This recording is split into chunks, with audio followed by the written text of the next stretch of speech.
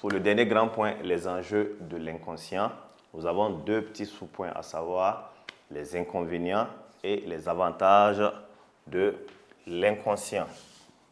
Donc en petit 1, nous avons les inconvénients. Nous avons les inconvénients de l'inconscient. Nous en avons trois. D'abord, à travers l'inconscient, l'admiration que l'être humain avait pour son semblable, c'est-à-dire pour l'homme, tout s'estompe, tout disparaît.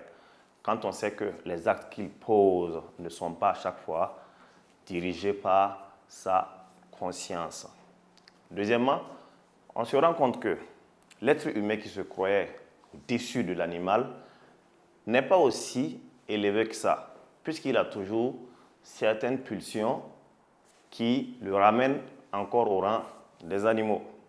Certains actes inconscients qu'il pose qui le ramènent encore au rang des animaux. Et dernièrement, l'existence de l'inconscient déresponsabilise l'homme, car il suffit qu'il pose un mauvais acte et il dit qu'il ne l'a pas fait consciemment et il est tout à fait excusé. Et c'est ce que Jean-Paul Sartre qualifie de mauvaise foi. Donc, nous retenons les trois points de vue qui montrent que l'inconscient a des inconvénients. D'abord, l'admiration qu'on avait pour l'homme disparaît. Toute sa maîtrise de soi, sa responsabilité sont à prendre avec réserve quand on sait qu'il n'a pas tout le temps conscience de ses agissements. Ensuite, il se croyait tellement loin de l'animal, alors qu'en réalité, il n'est défini que par son corps, c'est-à-dire ses pulsions. Et enfin, l'inconscient pousse l'homme à fuir ses responsabilités, car il pose ses mauvais actes et met sur le compte de l'inconscient. Et c'est ce que Jean-Paul Sartre qualifie de mauvaise foi. Maintenant, en petit 2, nous allons voir maintenant les avantages de l'inconscient.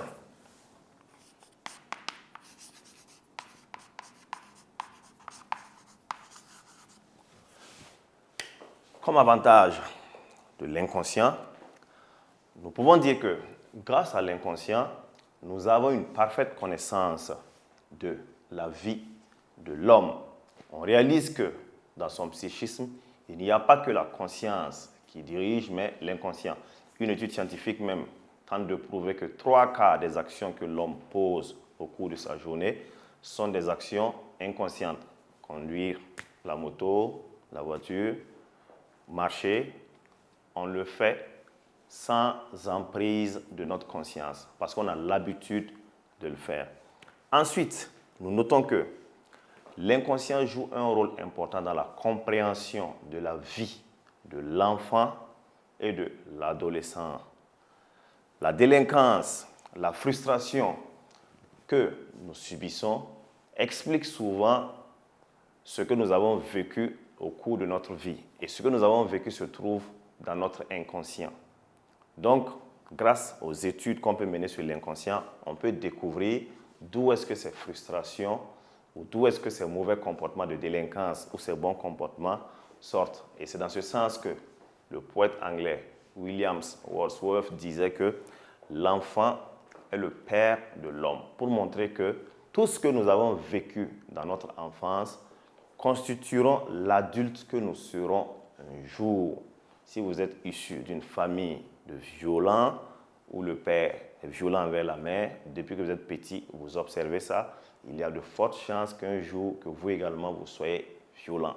C'est dans ce sens que sa citation a du sens. On peut même ajouter une troisième idée où nous montrons que l'inconscient joue un rôle important dans la vie de l'homme, car il sert de stockage de tout ce que nous refoulons. Parce qu'on se pose la question, si l'inconscient n'existait pas, où est-ce que l'homme allait stocker ses oublis et tout son passé? Donc, on peut même ajouter la troisième idée pour montrer que l'inconscient joue le rôle de stockage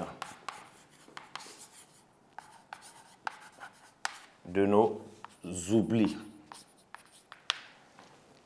Donc voici, en résumé, les trois idées qui montrent les inconvénients de l'inconscient et les trois idées également qui montrent les avantages de l'inconscient que nous avons comme suit. Donc, en résumé, pour les avantages de l'inconscient, voici ce que nous retenons comme trace écrite. Grâce à l'inconscient, on apprend beaucoup sur l'homme, son fonctionnement, et on le comprend mieux avant de juger ses actes.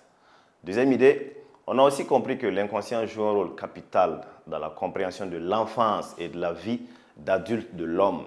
Les frustrations que l'enfant subit, la délinquance ou le bon comportement de l'enfant trouvent explication dans l'inconscient. Le philosophe anglais William Wordsworth disait « L'enfant est le père de l'homme ». Et comme troisième idée, on disait qu'on pouvait ajouter que l'inconscient joue le rôle de stockage de nos oublis et de nos pulsions que nous refoulons, ce qui permet à la conscience justement de se soulager de tout ce poids. Donc, voici un résumé du chapitre sur la conscience et l'inconscient. Merci de nous avoir suivis et à la prochaine séance.